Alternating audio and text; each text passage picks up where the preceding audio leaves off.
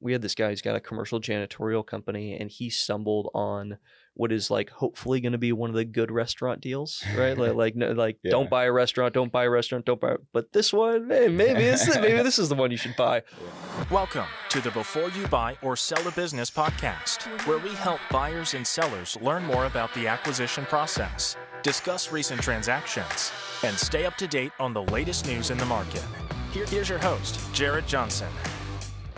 All right, super excited today. I've got Rand Larsen on, the famous Rand Larsen. Yeah, the famous. The world knows me. The world traveler now. Yeah, thanks for doing this. Thanks for inviting me on your podcast, Jared. Of course, man. Yeah, I'm super excited. I'm sure we have a lot we can unpack and talk about. Maybe you can kind of explain your background and then kind of what you're doing now, how you ended up in this role of taking over the world. Yeah, absolutely. Right out of college, worked a corporate sales job, didn't really like it, moved into a startup selling cannabis to seniors and retirement communities. Bit of a weird business there. Moved on from there, started my own company making documentaries about seniors in retirement communities, right, to preserve life stories and legacy for future generations of people's families.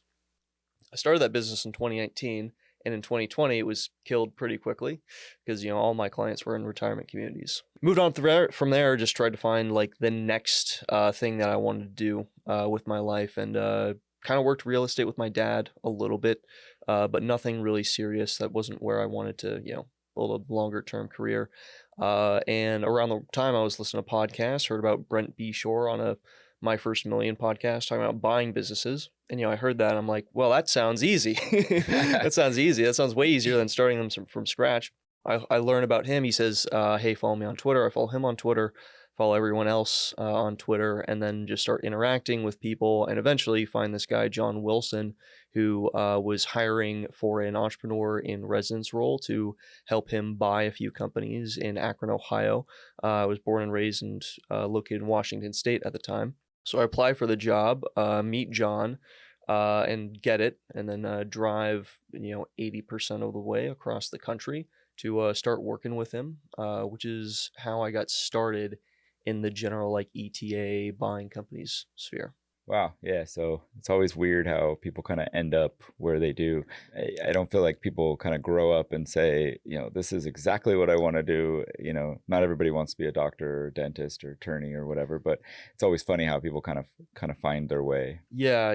I do think my entrepreneurial journey has been very iterative. There hasn't been, at least right now, there hasn't been, a 10-year goal that has stayed the same. And then I've reversed engineered the whole thing to hit it step by step. I mean, if you ask me like why I am in Dallas, like throwing an event for 80 business owners or 80 people interested in ETA, I would have absolutely never guessed that this was the thing that I would like choose to do at all. But nevertheless, we're here, and I think it's one of the most valuable pieces of how I spend my time right now is throwing these events. So yeah, totally an iterative journey.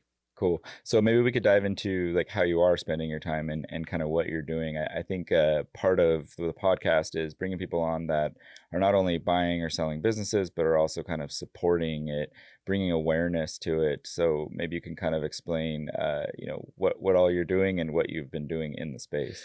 Yeah, so the brief explanation of what I do, I build peer groups for small business owners. I can tell you more about how the journey of how they got started in the first place, but the very basic thing that I do is get other people who are mostly buying companies, but also some small business owners who have started from scratch to get together regularly on Zoom calls. What we're doing is virtual so far, and build camaraderie through storytelling, experience sharing. But also we focus a lot of time on like sharing experience to improve each other's companies, right? Best practices in one industry can be applied to another. Someone hiring a sales role, their 20th sales role as like a solar sales rep can actually be applied to someone who is in the towing industry who maybe that industry doesn't have a traditional sales role. So who's the towing guy going to talk to besides someone else who's already hired 20 other sales reps? So those are the type of synergies that can happen when you talk with other ambitious entrepreneurs, doing great things and trying to build companies. And I just make it really easy for people to meet and talk with each other. So there's the peer groups, and then I also throw events sort of all around the U.S. now. Free, fun, local events, getting other people interested in ETA and small business ownership to meet together at local bars and breweries to, talk and have fun. Yeah, no, I think it's a great idea too to get people together. I feel like a lot of times we get so busy and so kind of wrapped up in what we're doing. And I don't think I've ever gone to an event and like walked out being like, that was a super waste of time and I wish I didn't go. I feel like every time I go, I have a lot of energy. I feel really good. You meet a lot of people, and I'd say like 90% of the time, you're not even really talking about, searching or buying a business or anything like that. You're kind of just getting to know somebody, and it ends up kind of fueling you and keeping you on track for, being like, okay, now I feel better. I got another couple of weeks, like energize your batteries. Yeah, absolutely. I think there's a difference between, I mean, you can absolutely have a conversation with someone, and the first question you ask them is, "What do you do?" And that could very well be a good conversation. The ones that are sort of a little bit more favorited for me is when you realize that you have some weird thing in common, right? And then you happen to also share like a professional interest as well. I met this guy recently, Rob Benson, and we're like interested in ETA. He does websites, and I'm like, that's cool. But the main thing that we've been talking about for like the last month is me and all these questions I have on living in an RV. And the reason that he's an expert on it is because he spent the last 6 years living in an RV with his family, traveling around the US. And we got connected because we're both on Twitter, and I had actually met his brother recently. And it those conversations I think are really fun when you have a fun hobby almost in common, and then the professional interest happens to be aligned.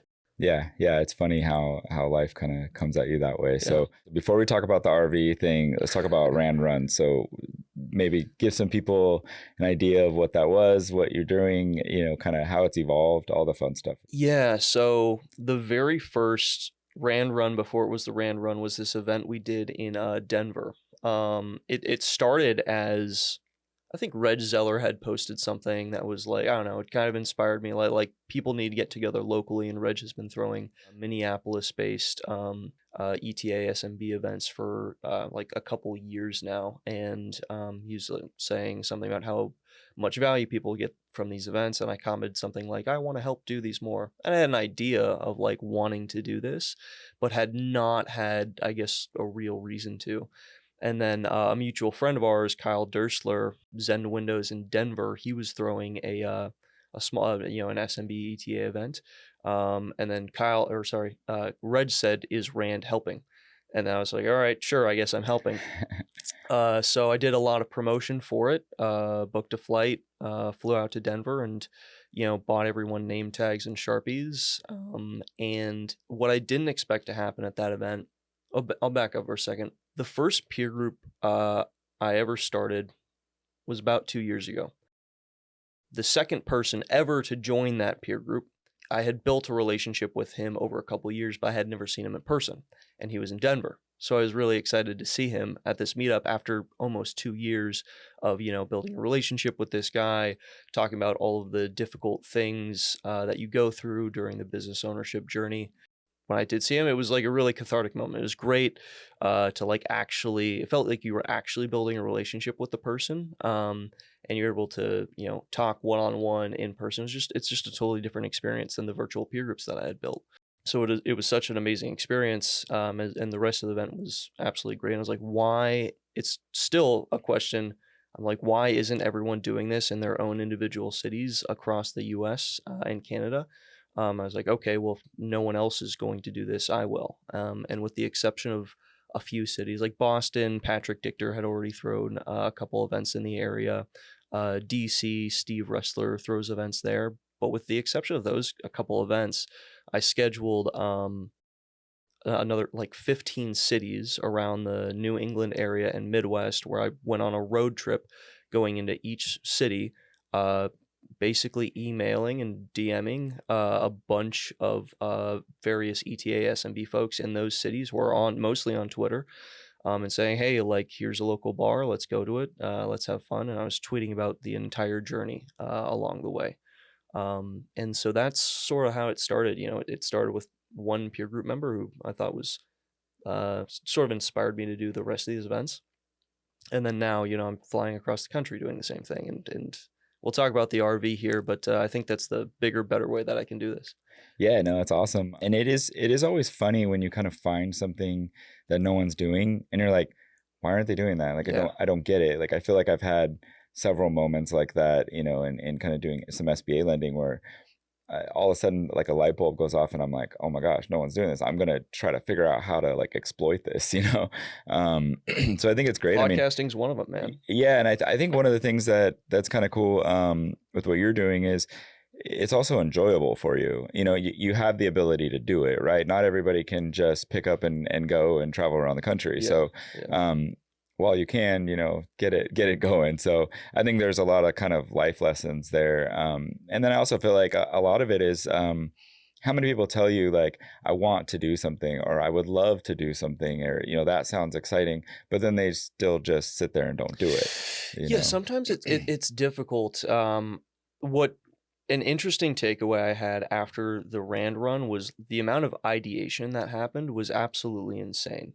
What I expected to get out of these events was, one, like marketing for peer groups. I like my desire is to build 2 peer groups out of that event, which I'm still trying to do. So like 2 peer groups, and then B, that it was going to be just like a fun, interesting story that I can kind of hold on to for the rest of my life, whether it worked or not. But the thing I didn't expect was all the ideation that would happen from it, and would happen in a couple different ways. Other people giving me ideas of what I should do, and then, or from me meeting other people, hearing their stories, and then internally triggering me to think about my business in a different way. The only problem with that is that there's so many ideas now that I have to choose one of 5 ideas to focus on. And although, it's one difference, I think, to have an idea that you want to do and you're just procrastinating, and then having a ton of good ideas and forcing yourself to pick the best one, which can be really hard. And then also just being around other people that almost kind of you motivate each other without really saying that's what we're doing, I think is great. I was thinking about the other day, I have a really good friend named Zach. He's an amazing mortgage guy, does huge volume.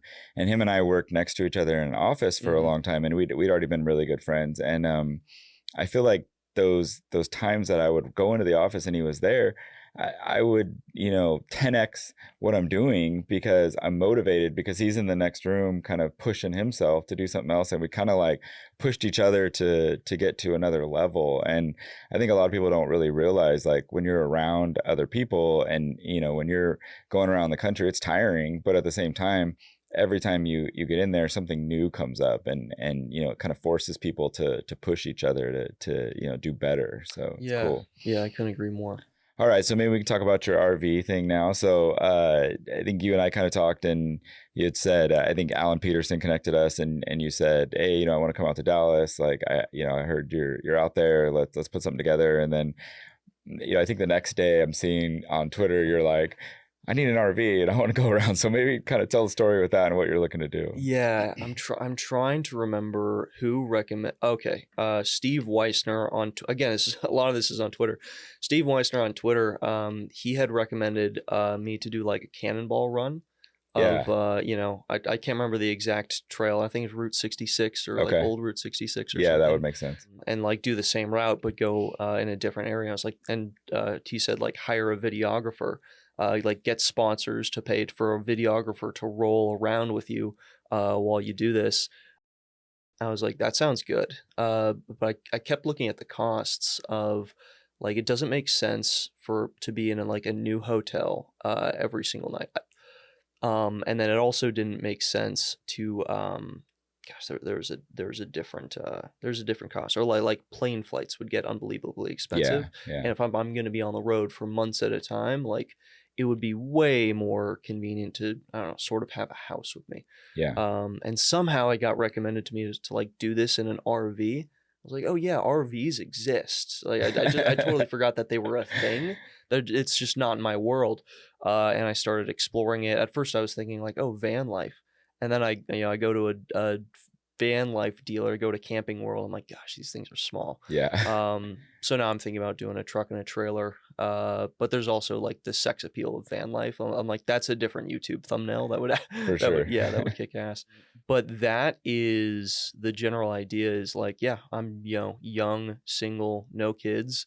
I've got friends in Akron who I would love to see frequently. But other than that, I don't have too many ties to the area, which is where I'm currently based.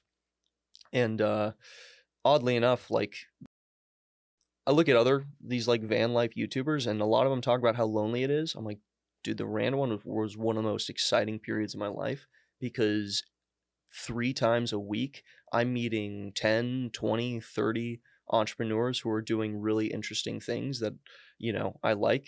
The other people I like who I've met on Twitter, built a relationship with. I'm like, I'm just traveling around the country seeing my friends. Yeah. So anyways, the RV I think is like the bigger, better way to do a lot more of these events. And it works for me a couple ways. Like, number one, I think this is, again, like a really interesting life experience that no matter what, I'll be like a better person for doing. I'll have enjoyed that. Number two, it's great marketing for my business, right? I build peer groups for small business owners. And then number three, I think it's a really, really novel thing that works for, I don't know, like entertaining people, frankly. Like the amount of support I've gotten from others in the SMB sphere about what I'm doing is really, really cool, and they're enjoying watching me and like learning about the stories of posts and like the learnings I'm having coming away from these events. I think like the RV is like the best way to scale it. And to Alan's credit, like in Tampa, we're going to do an event in Tampa, and then I've got demand to do an event in Fort Myers, and then another one in Miami, and then another one in West Palm Beach, and then maybe another one in Orlando. I'm like, I could either bounce around between hotels the entire time, or I could like bring my house with me. Yeah. Just do a big loop. Yeah, exactly. Yeah. So I did see that you reached out to Marcus Lemonis. So how did that go? Oh yeah. Marcus, that was fun. So someone I forgot that Marcus Lemonis was sort of a person. I knew he had the TV show The Prophet. I had watched a Yeah. few episodes, so I knew he was a person. But someone said, hey, like he's the CEO of Camping World, like he might be into this, and he's like a small business advocate. Yeah. So I posted on something on Twitter that I was in the process of like writing a compelling pitch to him that I was going to post on Twitter. I was going to cold email him, and I said that on Twitter. I was like, I'm writing a post to Marcus Lemonis right now, and then he replied to the tweet. He said something like, hey Rand, like let's do this right here right now in front of everyone. A little bit like less aggressive than that, but he was like, let's just do this right here. I was like, okay, sounds good. And the next morning, within 12 hours of him replying, I replied with more information on who I am, because it's hard to cold pitch someone just an offer without sort of building the vision and building credibility. So Yeah. I did my best to build credibility first, and luckily enough, my life is kind of documented on Twitter. So inside of the Twitter post, I just said, here's everything you need to know about me across multiple years of things that I had done, which was frankly a really good way to build credibility, which I hadn't expected to find until I wrote that post. And at the end I said, hey, this is what I'm doing, and this is the outcome of the Rand run, and I want to do more of this, and I want Camping World to sponsor me, because I think A, like it'd be great marketing for you. B, obviously it would help me. I think at the end of the day, like Camping World would sell more vans or sell more vehicles out of it. Marcus seemed to think that I was building a nonprofit or something, which I'm not. Yeah. And he was going to give me 10 grand in RV rental credits. And I had replied to him like, the math doesn't work out very well if you do that. My plan was to do this for 2 years, which is why I think like buying or leasing an RV makes a lot of sense. Yeah. $10,000 in rental credits for an RV gets you to about like a month and a half. RV rentals on a nightly basis, very expensive. You rent them for a week with your family, it makes sense, but you Right. want to live in it for 2 years, you need to buy one or a lease. Yeah. Yeah. So I thought it was kind of interesting that he responded to you so quickly too, because he probably gets hit up all the time for stuff. And, he's been a pretty big advocate for small business, and watching the Prophet is pretty interesting. The type of stuff that he does, and the way he kind of just comes in and takes over. One of the episodes we did was with Ryan Hutchins, who owns Peak Valuation, and he actually did a valuation on the Prophet for him, and kind of told me a little bit of background with that too. So it's kind of interesting. But yeah, so, and I think there was a couple other people reaching out to you saying, "Hey, we'd love for you to use our RVs or anything." So did you get that situated yet? Not quite. No, Okay. but we do, we have some really good conversations in progress. I don't know how much I want to say about that, but there's a sort of a VC backed business, and they own RV dealerships. Okay. And I had a conversation with them, and then we've got I don't know how much I expect anything to come out of this, but I'm meeting with a guy in Cincinnati who owns a company called remotevans.com. His vans are expensive. Like, I don't expect him to give me one. But I do think that there is going to be enough of people who are relevant in the RV space to sponsor something and just considerably cover the cost of it. And then I should say two things. Number one is that this Dallas and Tampa event, I'm experimenting with a lot of YouTube content. So Monday I interviewed Brandon Lewin, who's opening up a brand new comedy club in Fort Worth. And we walked through his walked through his place. We sat down for a podcast, and then next day I interviewed Shane Ursum, who acquired a trailer dealership, multi-location around Dallas, Fort Worth, doing about 10 million in sales. So we're experimenting with a lot of YouTube content, and I think that it's again, novelty, I think, does really well on social media. And if you show the journey of someone selling their house and living in an RV, meeting interesting entrepreneurs everywhere along the country. And I think that's a really unique journey. I think it would do very well on social media, which is actually more of my pitch to the people who I'm asking sponsorships for. This isn't just give me something and hopefully you'll make money from it in some way. This is hey, help me start a media company, and you get to be kind of at the start of it. So that's more of the pitch I'm putting together. I'll reach back out to Marcus Lemonis because I still think it makes sense. And I'll reach out to other people who own RV dealerships, as well as people who have, services in the SMB community, like accountants, CPAs, due diligence providers, anyone who has something to sell, absolutely. And also I'll say this, and I'll let you pick this back up. One of the members of my peer groups had a really, really awesome idea, which basically I'm going to say is 100% happening.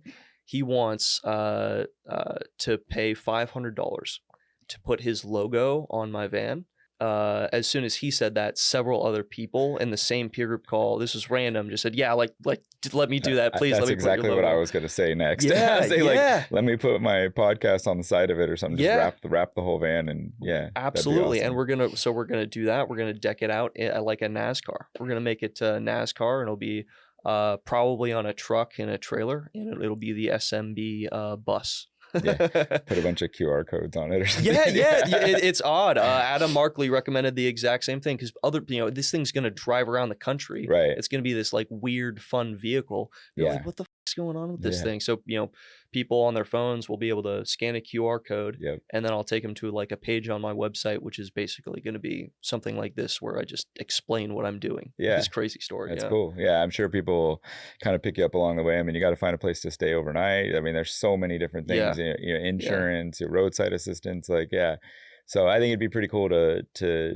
document that. I think one thing I'm kind of finding over the years is we've gotten so far away from being authentic that actually showing the challenges with it as well, and then obviously the good that comes from it. I think if you actually follow the way through, more and more people are gonna jump on that. People are kind of tired, I feel of seeing everything's perfect all the time. So it's always a tough balance to approach. I've been talking about starting a podcast for 2 months now. The idea in my mind is that so often in these peer groups, I hear I really only hear about the problems of people's businesses because those are the things that they're looking to solve. It's like natural for me to get a lot of exposure into the negatives of business ownership rather than the positives. I've wanted to start a podcast to like lean into that of like stories that are not being shared because it's hard to share that stuff on Twitter, social media. It's just difficult. It takes a lot of vulnerability to do that, and I think I've had the thought of starting that for a while.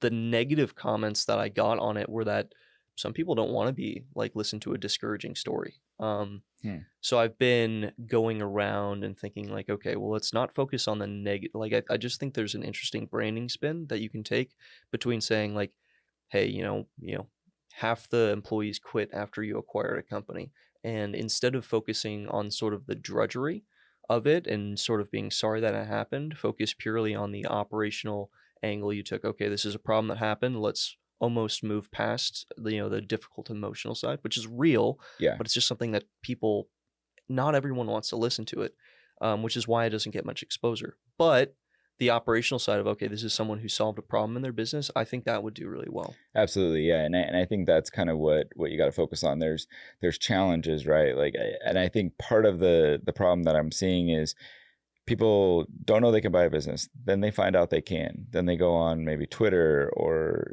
somewhere else, and all they're seeing is I'm helping so and so buy a business, and they're going to take over, and everything's going to be rainbows and unicorns. And then nobody talks about I took over. Every night I cried in the corner for 3 hours because it was so challenging. However, 6 months later, it's like you kind of forgot how hard it was and you came out the other side of it. So doing, from point A to point B makes more sense rather than just saying everything's great. And then you get people that are searching for a business, assuming that it's all going to be awesome. But you're right. I mean, if somebody does have a challenge, especially once they take over or in the middle of their transaction or whatever, then also kind of highlighting how they came out the other side is great. I think that at the end of the day, I would rather not discourage anyone or hype anyone up too much, like not focus on any particular angle, but just focus on sort of the realism of buying businesses. Yeah, makes sense. So, all right, so you're deeply ingrained in what's going on in SMB, what's going on in search funds, all that kind of stuff. So maybe you could kind of just tell us what's going on in the market. What are some changes that you're seeing? Where do you think it's headed? Yeah, I think we should also say that like my exposure to the entire market isn't so vastly in the market. I know very well what operators go through after they acquire a company. Mm-hmm. On the investor side, I don't talk to too many investors. On the searcher side, I don't talk to too many searchers. I'm trying to think if there's any other like large party that sort of matters there. Like brokers, I don't really talk to too many brokers, but I know a lot about what operators go through. So that's just to give the audience, like that's the lens that I'm sort of seeing the market through. And what I'm seeing is that most of the people in my peer groups they have plenty of deal flow. They've got plenty of deal flow in their own industry, right? So when they send an email and they reach out to someone else who has a plumbing company, if they've already acquired a plumbing company, they are perhaps the most relevant searcher who's looking to acquire them, right? Someone else who's the classic MBA grad who's got some PE experience. Those sellers are getting 10 emails a day or 10 a week or 10 a month, which is still a lot. Mm-hmm. Whereas the one person who actually owns a business in whatever industry they're looking to acquire more in, that person has very few problems getting deal flow. Almost getting an abundance inside of their industry, their geography, from and outside of their industry as well. We had this guy who's got a commercial janitorial company, and he stumbled on what is like hopefully going to be one of the good restaurant deals, right? Yeah. Don't buy a restaurant, don't buy a restaurant, don't buy. But this one, maybe this is the one you should buy. Yeah. The story there is that like maybe they actually have like a market cornered where no one can open up a restaurant around them, and everyone is like visiting this place. I'm like, I'll leave it there. But that came to this person because they're acquiring companies and they've already done it. So that's generally what I'm seeing, is that most of the people who have already bought companies are getting a ton of deal flow. And the second thing is that I think if I asked all these people what their goals were when they initially joined our peer groups, which is within the first 6 months to 1 year of acquiring a business, they would have said that they're looking to buy and hold for 30 years and buy a few more companies and grow and not take on any equity. That has shifted quite a bit to the people who are getting a lot more deal flow to consider just raising equity from private equity and just buying aggressively all of the companies that they have that deal flow with, which is it's an interesting psychological shift from someone's entire acquisition thesis being buy and hold for 30 years to being sell some equity, roll up and sell. Like that psychological change is just interesting to see. Yeah, I guess you could kind of compare it to the startup world where everybody said, I'm gonna raise a bunch of capital, grow this crazy enormous business, and then sell it.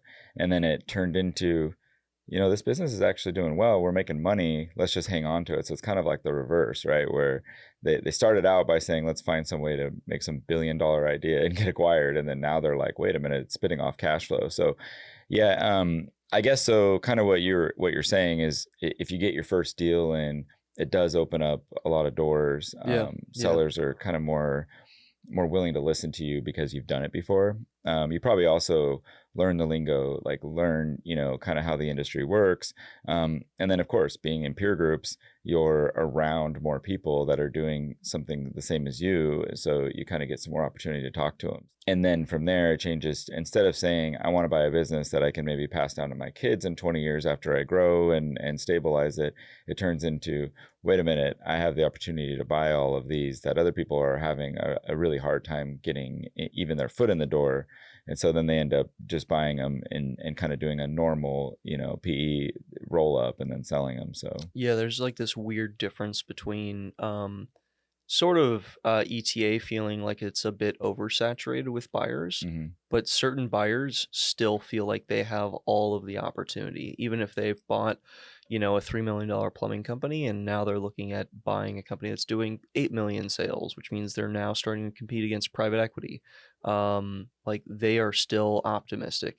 It seems like searchers who haven't acquired are just going to have a tougher time buying, and maybe that gives credence to a strategy of buying a company that's doing, 800,000 in sales, like very small, couple 100,000 in EBITDA. You're very much, if this is a landscaping company, like you're the foreman. right. Buying that company and just having the credibility of what you want to do is buy many more companies. That's probably something to lean into or to consider. So it's almost like they're buying their ticket into the world. Yeah. Yeah. You're buying credibility with everyone else whose company you're going to acquire soon. Yeah. You're buying credibility. And if that helps you get deals done quicker rather than taking, 6 months to 18 months to conduct a normal search, and you think that credibility is more important, maybe that helps you move faster. I'm really just shooting out ideas, but yeah, I think there's a lot of people that are very, very strict on their search and what they're looking for, and then you have other people that are kind of just real broad, and it's like you kind of need to be somewhere in the middle where you're willing to maybe change it up a little bit if something like that comes along. But I think it's a great point to make that a lot of people are so stuck looking at, I need to be at $1 million in EBITDA and this is what I'm buying and I'm not going to stop till I find it. But then realistically, the way they could look at it is, if I find something smaller, which might be easier to buy, might be more of a headache up front, it might be more work, however, it gets me in the door, then finding that next company that I was already searching for a year for becomes a little bit easier because you've already got your foot in the door. So yeah, I also think that certain industries, you can't just like hire an operator and leave, right? But yeah. but you hiring a GM and taking your operational hours down from, if you're the GM, you're working 60 hours a week, and you hiring a GM and now you're working 20, having to like make sure that they know what they're doing and oversee their work and make sure that cash is in the bank account. Like if you can just get your time back from buying a company that has room for one GM or one manager, like that is still a considerable difference in the amount of time you're able to make up. We've got one of these guys in our peer groups. He's got a garage epoxy floor coating company. he's doing something like 2 million in sales, and they've got one GM running it. And like usually people think that the buy a company and give it to an operator that requires more scale. I mean, $2 million is small, but Yeah. you have one capable manager, which is not always an easy person to find. But you can get a lot of your time back, Yeah. even at a smaller scale, like between 1 and 2 million sales. Yeah, I do think there's like this weird psychological issue with it where people think nobody can do what I'm doing, and so I have to be in charge. I have to be the one working 60, 70 hours a week. Um, which part of it could be true. I mean, it is always difficult to like hand over your hard work and your business to somebody else and hope they don't mess it up, right? Hmm. But um, then I feel like a lot of people, when they actually do it, then they sit there and go like, "Oh my gosh, I should have done this a long time ago," you Yeah, know? yeah. And So you're talking about it from the seller's perspective. yeah, Yeah. yeah. And then even when you have someone buying and they're looking at it and they're not thinking like a CEO, they're thinking more as like a GM or an operator, right? They're buying a job, but rather than buying the actual company and then looking at how can I, pay attention to it more from a higher level, and what levers can you pull, to keep the business operating a certain way. So it makes sense. Yeah. Yeah. So you had mentioned earlier that you do hear a lot of kind of some of the bad stuff and some of the issues that people run into. I think it might be a good idea to just talk about maybe a couple of those things if you're seeing anything that is fairly similar, and then how people kind of came out the other side of it. So, maybe we could just talk about if there's one or two examples you have. People are always kind of, a lot of times what I hear the feedback is, hey, I love learning about how to buy a business or sell a business. However, we don't hear a lot about what happens after you buy. So Hmm. if you have any good stories on that, that'd be awesome. Yeah, I've got good stories. I'll say first from a general level. I don't know, businesses are people, and people can be really really difficult. Hmm. I think the likelihood of a key employee leaving within the first 3 6 months of an acquisition is like, I'd almost tell a searcher to guarantee that that will happen, because I've seen it so many times. And like that's one specific issue is key employee, other employees being just like disgruntled after an acquisition, or not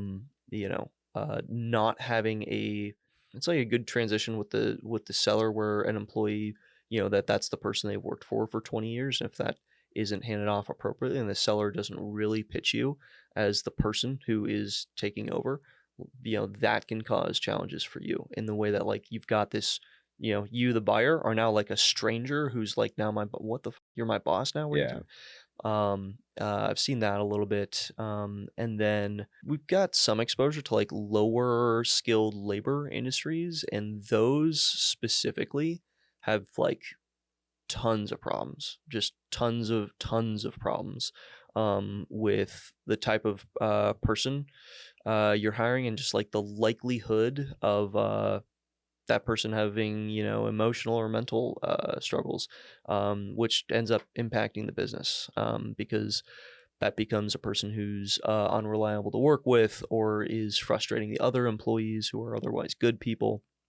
I've just seen like more businesses like commercial janitorial or home cleaning can be just more difficult businesses to run, just because you are almost putting, you almost become a like therapist to a degree, rather than like a business owner.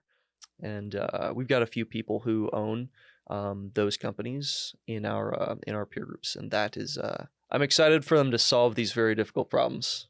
Yeah, yeah. And it's funny because I feel like that a lot of times that's what I hear from sellers is like when you ask them why are they selling, they're like, I'm tired of dealing with employees. Um, and I think sometimes they're just tired in general, right? Hmm. Maybe they've been running the business for 30 plus years and they're just like, okay, I'm done. And then maybe they need to bring in some new life. But it's definitely Yeah, something you gotta kind of consider on every transaction. I think there's a spectrum of how well you are fit for the company you're running, Hmm. right? So if you've got the MBA private equity experience, like, I don't know, Chris Williams is coming to my mind, like, um, private equity experience. He wanted to buy a company that was more correlated with like finance and accounting, which is what he was more comfortable with. his background and how he's running his company currently and the types of people he's employing. I'm like, he's sort of step by step. He's very aligned with his background, how he's used to hiring people, and that makes the sort of daily headaches go away if you're both used to dealing with them and already know the space that you're in. Whereas somebody with the same background who acquires, a let's go with like a midnight restaurant grease cleaning company, and suddenly you have to hire a completely different type of labor employee who has a different management style. Your fit as a buyer there, I think, actually matters, just because if you buy a company you're unfit for, you'll end up burning out earlier rather than later. And this will be the last example, I swear. There's this cool entrepreneur in Washington, never met him, never spoke with him. He built and sold something like a 30 truck water drilling company around Tacoma, Washington. I'm sure if you could Google him, he's one of the larger operators in the area. He sold that company like 10 years ago, and he started another one, a well drilling company. And now he's at like 60 trucks again. I'm like, he probably knows exactly what business he wants to be in. It's well drilling. He knows the people. He sold, probably made plenty of money, and he wants to get right back in after his like last non-compete expired. Yeah, that makes sense. So it's kind of more of understanding your employee, right? I think there's definitely something to be said where the employees trust that owner, and maybe the way they're building the trust and the rapport is like understanding that they've been through it, or they kind of come from the same cut from the same cloth, right? Whereas somebody comes in and they've got this financial mind, worked in an office and kind of understand office politics and all of that. And they're trying to go into, your typical kind of service man in a truck type business. And maybe they don't know how to talk with those people. They don't understand them. They can't gain their trust. And that's probably really what it is. So then if you're going to do that, it probably becomes even more important to retain the general manager, retain somebody who they do trust, and become real tight with them. Otherwise, it's also just listening to those employees, find out what they want, what do they need, and a big part of that, I think, is like knowing what business you're in. If you said, if you're in commercial janitorial, the business that you're in is recruitment, because you have to recruit people all the time. If you're in accounting and bookkeeping, maybe it's more sales and marketing. I'm not sure. Yeah. But understanding like as you said, the levers you can pull, what's the biggest, most important lever for that industry that you will be pulling every single day and trying to optimize. Solving that problem is something that I think you have to have a desire for. And if you're really, really great at recruitment, you're going to do better in commercial janitorial, because you won't have to worry about retaining an employee who's difficult to retain. You can let someone else go because someone else you have the ability to get someone else in. Yeah, definitely makes sense. So a lot of good key pieces that we can pull out of there. But I think ultimately what you're doing is really cool, and hopefully people will see your RV going down the freeway soon and be able to scan a QR code and start following your podcast or something. Yeah, and we'll be documenting the entire journey. I'm going to post like a couple vlogs and some podcasts just out of the stuff we've done in this week. Cool. To both give me an idea of like what this looks like and what the lifestyle of like a vlogger is. It's already really weird. Yeah. Because you have to like set up the shot of you leaving your house. I'm like, oh yeah, I forgot. Like these cameras aren't just watching us around. Yeah. Like you have to do all this stuff yourself, which is it's interesting and foreign. I've already seen a few ways where I've like screwed up, where I set up a tripod and it's like, this is me closing my door, and then I put it at the bottom of the stairs. I'm like, this is me walking down the stairs. I put it outside the house. It's all very centered, like I'm in the middle of the frame. Oh yeah. There's no artistic like, oh, this is a different angle. Yeah, it's weird to think about all this stuff. Like when you watch a movie or a show, you don't think about like from a director's perspective, like how they get those shots, and then it's a lot more work than people think.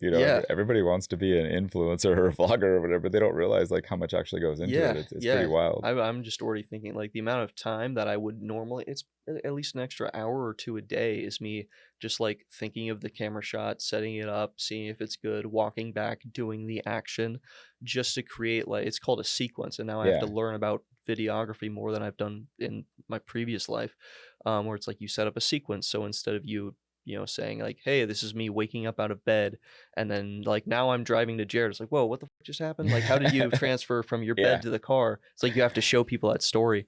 All these things I'm learning, but I'll be posting some cool stuff on Twitter and YouTube soon for that. Yeah, looking forward to it. So I always ask 2 questions at the end. Yeah. So first one, do you have a mentor, or have you ever had a mentor? Yeah, I think John Wilson's been my greatest mentor. The amount of like what my life and knowledge about business and how it worked, how much I knew previously before working with him, and then after 18 months of working with him is just like the most radical change in my life. I mean, John's changed my life for sure. Like saying that is it's definitely true. I still talk with some friends who I've had in college, and the amount of the different way that I think about business and company building, like being able to solve problems, or anytime you hear a fancy thing, like look at someone else's business and reverse engineer it to see the parts that go into play to build it. Like these things have become more of like muscle memory to me, whereas a lot of people around my similar age are like just in the discovery of it. So definitely working with John like put my entire career on steroids. Yeah, that's awesome. Yeah. Cool. So you've been successful, doing great things. What motivates you? Why are you like that? Like, why do you want to continue to be successful? I mean, yeah, this is gonna be sappy, but like I generally really really really like helping other people. It's definitely like the servant leadership, I Mhm. suppose. But I'm not really even in a leadership position myself. I've got a couple contractors I work with part time, but that's it right now. But even when I did the documentary business, I'm like, when you take the child of someone who has a grandfather, something that they consistently think about is like, dad's gonna be gone one day, and what are we gonna do? And most of people's like sort of life memoirs, it's not documented very well. Or if it is, it's in scattered photo albums and sort of dusty books that sit on a shelf. And the videos that I created before COVID, I mean, uh those documentaries were like very very meaningful. When you take someone and you're able to explain their life story for 2 or 3 hours. I mean, I would go into these retirement communities and sit down with someone for 2 or 3 hours, just like listening with them, asking questions about their entire life. And I like to think that those family members still have those videos and watch them occasionally, because they were incredibly meaningful. I get the same feeling after I host an event and someone says, Rand, just wanted to shake your hand, like thank you for throwing this. This has been really really fun. Like that feeling I get a lot when I used to work with those seniors and used to give memories to their families. Yeah, it makes sense. So that aspect of just like helping other people in a really really meaningful way. My business isn't exploding by any means, but anytime you face discouragement in your entrepreneurship journey, having something you come back to that is just sort of like a stable rock, like knowing why I'm building these and the impact that these peer groups make in an entrepreneur's life, I don't know, it just keeps me fueled. Yeah, no, that's a great answer. It definitely makes sense. So Yeah. cool. All right, where can people find you? I'm on Twitter at Rand Business. My YouTube channel, I've got I think 0 subscribers right now. So, but it's also at Rand Business. Yeah. And that's it. And LinkedIn, you should be able to just look up my name, Rand Larsen, RandLarsen. Cool, man. Well, I really appreciate you coming on. I'm sure we'll catch up again soon. Yeah, and absolutely. looking forward We'll to be seeing back. this RV. We'll be back. Yeah. We'll be back with the RV, and your logo will be on the hood. All right, sounds good. Thanks. All right, man. Thanks. Cool. All right. Thank you for listening. We hope you found this podcast informative and helpful. Please don't forget to subscribe on your favorite podcast player. For more information, or if you'd like to discuss a transaction, please go to www.jaredwjohnson.com.